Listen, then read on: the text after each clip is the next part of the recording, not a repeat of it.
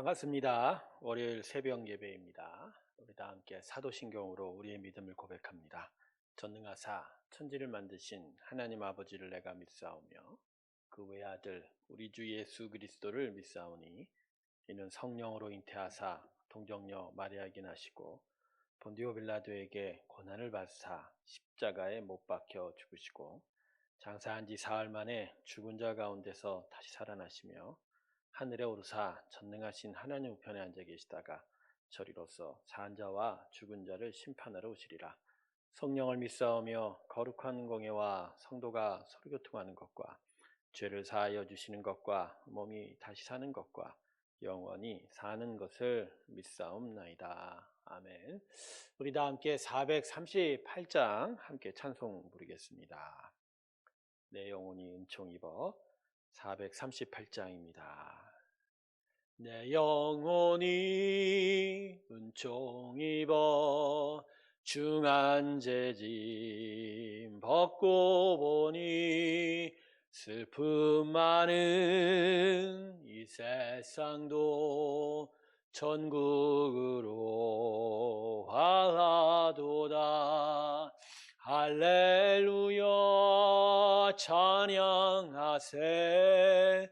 내 모든 죄 사함 받고 주 예수와 동행하니 그 어디나 하늘나라.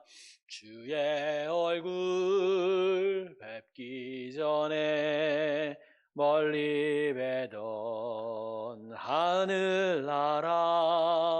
내 맘속에 이루어지니 날로 가깝도다.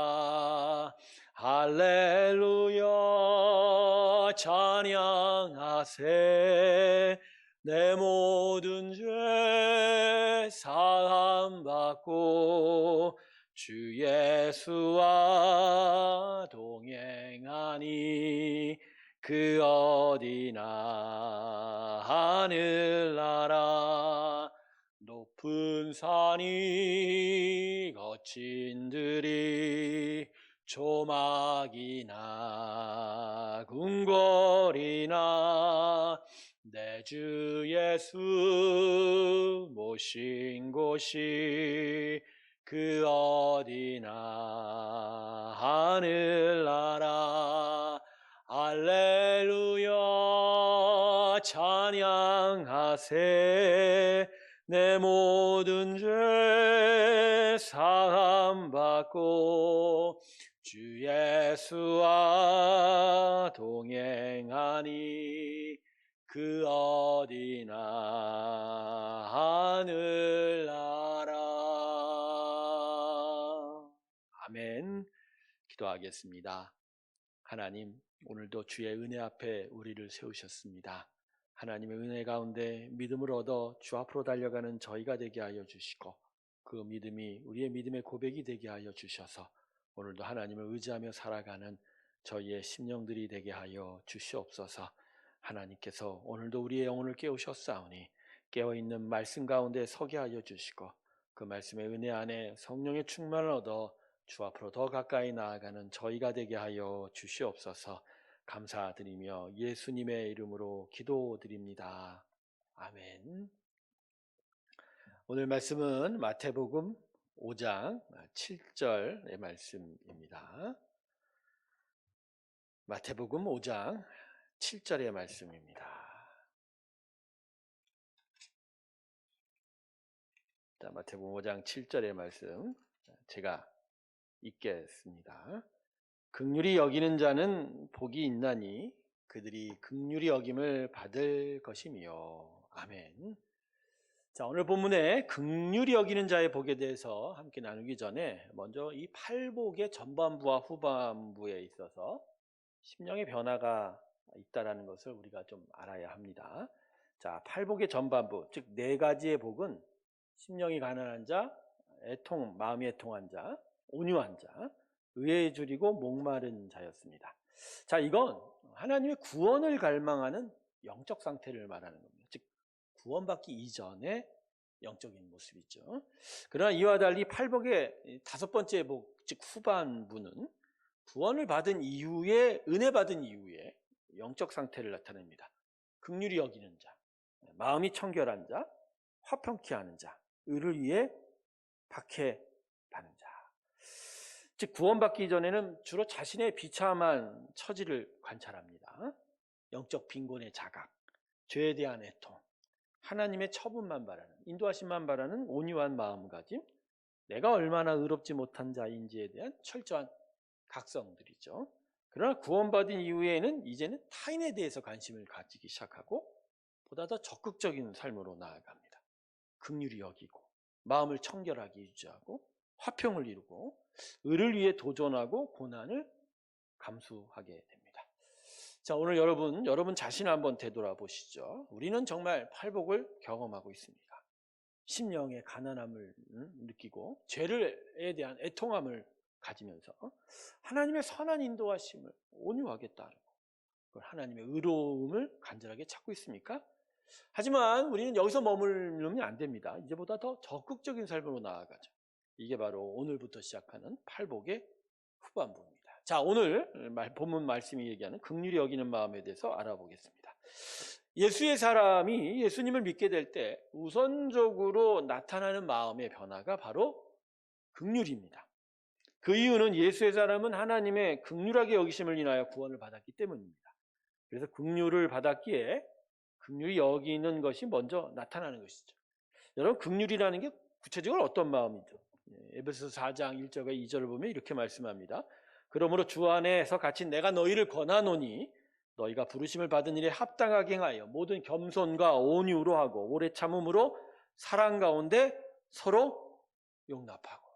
자, 이 에베소서 4장 1절과 2절 사이에 모든 겸손과 온유와 오래 참음과 사랑 가운데 용납하는 것. 자, 여러분, 이걸 가리켜 긍휼이라는 거죠. 그러니까 여러분, 이 긍휼이 이게 간단한 게 아니에요. 단순하게 착하다, 선함을 베풀다, 이게 아닙니다.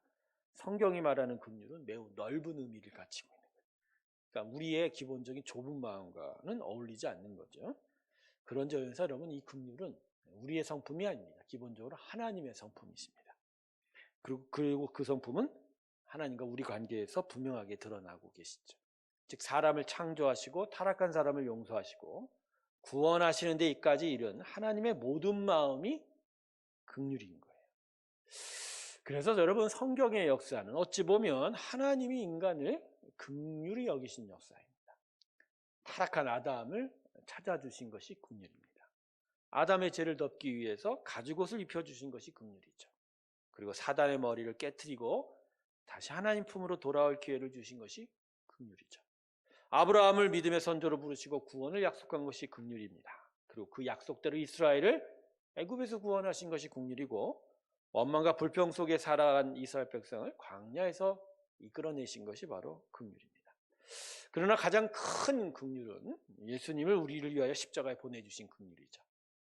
죄로 말미암아 영원한 사망 가운데 살아갈 수밖에 없는 우리를 위해 예수님이 십자가에서 죽으신 겁니다. 그리고 아무 조건이나 대가도 요구하지 않으시고 거저 용서해 주셨습니다. 그래서 우리를 하나님의 자녀로 삼아 주신 거죠.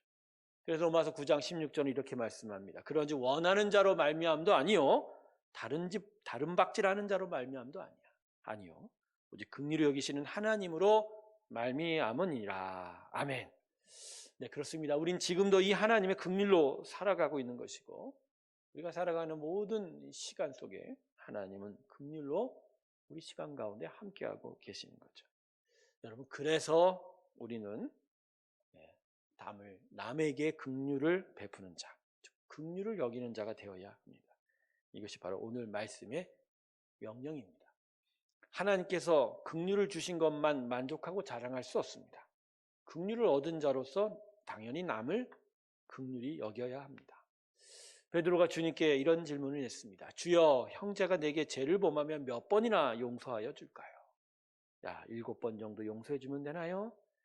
당신 앞이들이 가르치기를 한 3번 정도 용서해 주고 4번째는 용서 안 해도 된다, 이렇게 가르쳤던 것 같습니다. 베드로가 7번이라고 얘기한 건 이 통상 율법의 규칙보다 2배 정도 더 한 거죠. 3번에 2배를 더 하고 나도 한 번 더 한 것이죠. 즉 베드로는 아주 많이 용서할 수 있다고 예수님에게 자신을 드러내죠. 하지만 예수님의 대답이 뭐라고 하셨죠? 70번씩 7번이라도 용서하라고 하셨습니다. 여러분 이거 숫자로 생각하면 490번인데 그것이 아니죠. 끝없이 제한 없이 용서해 줘라. 즉 긍휼을 얻었다면 긍휼의 삶을 계속 살아야 된다는 것을 가르치고 있는 거죠. 성도 여러분, 우리는 지금 누구와 같은 자인가요? 내가 긍휼함을 받았다는 것을 기억하지 못하고 나 자신을 위해서 타인의 죄와 허물을 계속 드러내기만 하는 자인가요? 아니면 크신 긍휼을 받았기에 타인의 허물과 죄를 용납하고 용서하려고 하는 자인가요? 긍휼히 여기는 자가 되십시오. 이것이 우리를 긍휼하게 여기셔서 구원을 베풀어 주신 하나님께서 우리에게 원하시는 것입니다. 긍휼히 여기는 자에게 주신 복은 긍휼히 여김을 받는 복입니다. 성도들이 받는 최고의 복은 긍휼히 여김을 받는 복입니다. 하나님부터 긍휼을 입는 것이 가장 큰 축복이죠. 하나님께서로부터 긍휼을 입은 사람들의 이야기가 바로 성경의 이야기입니다. 노아가 어떻게 구원을 받았습니까? 창세기 6장 8절에 이렇게 얘기합니다. 그러나 노아는 여호와께 은혜를 입었더라. 다니엘이 어떻게 끌려간 그 이방 땅에서 최고의 높은 총리 대신까지 올라가 있었습니까? 다니엘서 1장 9절은 이렇게 얘기합니다. 하나님이 다니엘로 하여금 환관장에게 은혜와 긍휼을 얻게 하신지라. 어떻게 세리장 삭개오가 예수님을 만나고 제자가 될 수 있었습니까? 어떻게 단 한 번도 일어날 수 없었던 안진뱅이가 그 자리에서 일어날 수 있었습니까? 어떻게 예수의 사람들을 핍박한 바울이 생명의 복음을 전하는 자가 될 수 있었을까요? 오직 한 가지, 하나님께 긍휼을 입었기 때문입니다. 이 세상에서 하나님의 긍휼을 입는 것보다 더 큰 복은 없습니다. 그래서 긍휼을 입고 긍휼을 베푸는 삶이야말로 우리 삶의 가장 큰 은혜요 축복일 것입니다. 야고보서 2장 13절을 보십시오. 긍휼을 행하지 아니하는 자에게는 긍휼 없는 심판이 있으리라. 긍휼은 심판을 이기고 자랑하느니라.